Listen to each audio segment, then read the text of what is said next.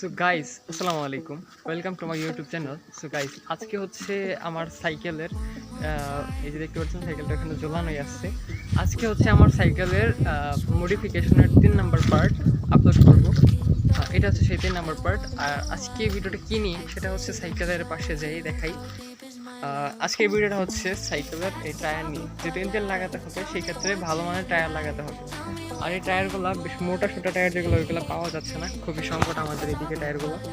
আর এই সকল টায়ারগুলোতে এই ইঞ্জিন যদি লাগাতে হয় লাগাই 150 সিসি ইঞ্জিন, যেহেতু একটা বাইকে থাকে 150 সিসি, সেক্ষেত্রে বাইকের ইঞ্জিন গুলা যখন রান করে তখন মানে সড়কের সাথে টায়ারগুলো কিন্তু হালকা ঘর্ষণ হয়, ঘর্ষণ হলে টায়ারগুলো যেভাবে নষ্ট হয়ে যায় সেইখানে। আর আমাদের এই সাইকেলের টায়ারগুলো খুবই চিকন, খুবই পাতলা হয়, যার জন্য হচ্ছে বেশ বড় সড়ো সমস্যায় পড়তে হবে আমাদের না আমার। যার জন্য হচ্ছে এই টায়ারটা আমি চাচ্ছি, এই টায়ারটা আরও যে নতুন একটা টায়ার লাগাতে হবে এইটার জন্য, সেই টায়ারের ভিতরে দেবো এই টায়ার হচ্ছে সিকিউরিটি টায়ারের জন্য দেবো হচ্ছে এইটা। এর কারণ হচ্ছে দেখেন, যদি ঘর্ষণের ফলে কোনো একটা জায়গায় গেছি সেখানে ঘর্ষণের ফলে এই যে এরকম টায়ার নষ্ট হয়ে যায়, সেক্ষেত্রে একটা যে কোনো সময় ফেরে যেতে পারে, যেহেতু আরও স্পিডে রান হবে বাইকটা। আপনি বোঝার চেষ্টা করুন, একটা 150 সিসি ইঞ্জিন একটা বাইকে থাকলে সেইখানে একটা বাইকের ম্যাক্সিমাম স্পিড সর্বনিম্নই ধরেন আপনি 120 ধরেন, 150 সিসি ইঞ্জিনে 120 ধরেন বাইকে, একটা বাইকের ওজন থাকে কত 130-140 সর্বনিম্নই ধরেন 150 সিসি ইঞ্জিনের একটা বাইক।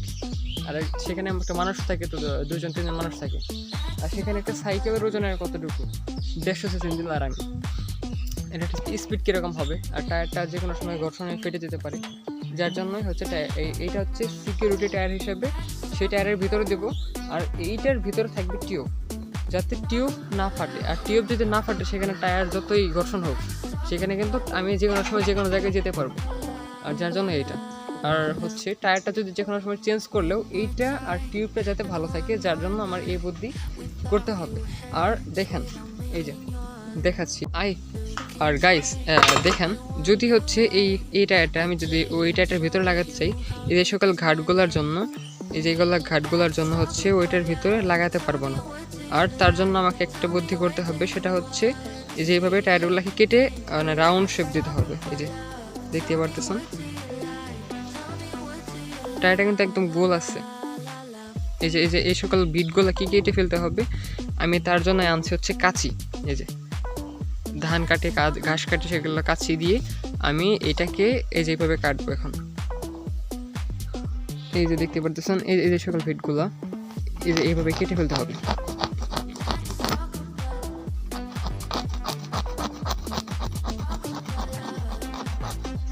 এই যে প্রত্যেকটা ভিট আমাকে এইভাবে কাটতে হবে।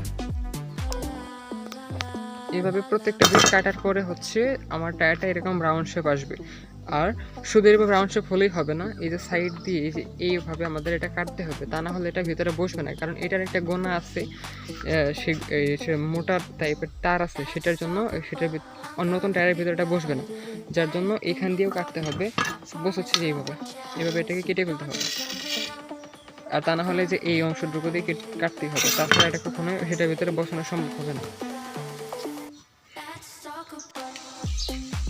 গাইস দেখতে পারতেছেন বেশ অনেকখানি এটা কাটা হয়ে গেছে আমার। এই যে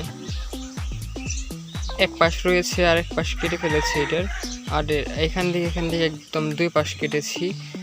বেশ অনেকটা সময় লাগলেও কাজটা ভালোভাবে করতে হবে।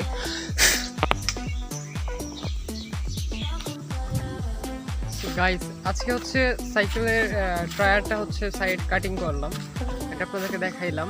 তো গাইস ভিডিওতে লাইক করেন।